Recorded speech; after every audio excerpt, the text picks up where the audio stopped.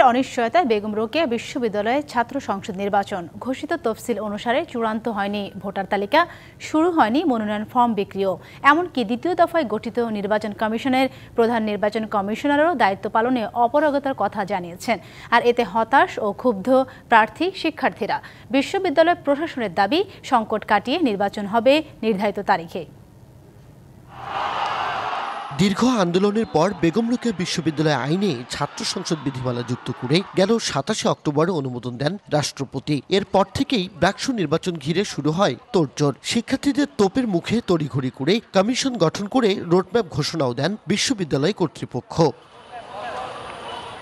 তবে চিঠি পাওয়ার আগেই কমিশন থেকে পদত্যাগের ঘোষণা দেন প্রধান নির্বাচন কমিশনার। নতুন কমিশন গঠন করে ২৯ ডিসেম্বরের পরিবর্তে ২৪ ডিসেম্বর ভোট গ্রহণের তারিখ নির্ধারণ করা হয়। দ্বিতীয় দফায় ঘোষিত তফসিল অনুসারে বুধবার চূড়ান্ত ভোটার তালিকা প্রকাশ ও বৃহস্পতিবার থেকে মনোনয়ন ফরম বিক্রির কথা থাকলেও কোনোটি হয়নি। এতে চরম ক্ষুব্ধ শিক্ষার্থী প্রার্থীরা। প্রধান নির্বাচন কমিশনের পদে এই জিনিসটা সত্যি আমাদের কাছে একটা ধোঁয়াশা সৃষ্টি হয়েছে যে আসলে আমরা একটা ব্র্যাকসু পাবো কিনা। কার্যক্রমগুলো সুষ্ঠুভাবে চলতেছে না। অন্যান্য যে কমিশনগুলো আছে তাদের কথায় তালে ঠিক নাই, একজন আছে একজন নাই। হ্যাসেল ফ্রি জীবনের smart companion Walton home and kitchen appliance. যে তফসিলটি ঘোষণা হয়েছে, এই তফসিলটি শুধুমাত্র একটি লিখিত কোনো কাগজ নয় বা ডেট নয়, এটি হচ্ছে নির্বাচন কমিশন এবং বিশ্ববিদ্যালয় প্রশাসনের একটি কমিটমেন্ট। সুতরাং তাই তারা সেই কমিটমেন্টের জায়গাটিকে রক্ষা করবে। জটিলতাগুলি এগুলিকে আগে নিরসন করতে, এর পরবর্তীতে হচ্ছে সঠিক সময় নির্ধারণ করে হচ্ছে ব্র্যাকসু নির্বাচনটা করা জরুরি। এদিকে দ্বিতীয়বার গঠিত নির্বাচন কমিশনাররা তাদের কাজ করলেও দায়িত্ব পালনে অপারগতা জানান নতুন প্রধান নির্বাচন কমিশনার ডক্টর শাহজামান। এতে সংকট আরও তীব্র হচ্ছে।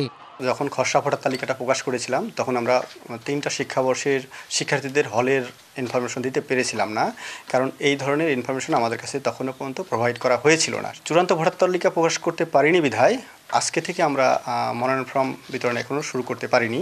তবে উপাচার্যের দাবি, পরিস্থিতি যাই হোক না কেন নির্বাচন হবে যথাসময়ে। প্রয়োজনে কমিশনের কাজে পূর্ণ সহযোগিতা করবে প্রশাসন। সিন্ডিকেট যে সিদ্ধান্ত দিয়েছে এটা স্টুডেন্ট বান্ধব সিদ্ধান্ত দিয়েছে।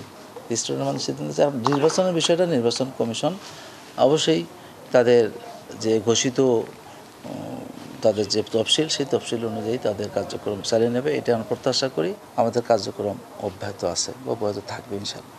শীতের ছুটি পিছিয়ে ব্র্যাকসু নির্বাচন নিয়ে শুরু থেকে বিভক্ত শিক্ষার্থীরা। এরই মাঝে নতুন সংকট নির্বাচনকে কতটা উৎসব মুখর ও নির্বিঘ্ন করবে তা নিয়েও উঠেছে প্রশ্ন। Majed Masud, DBC news, Rangpur.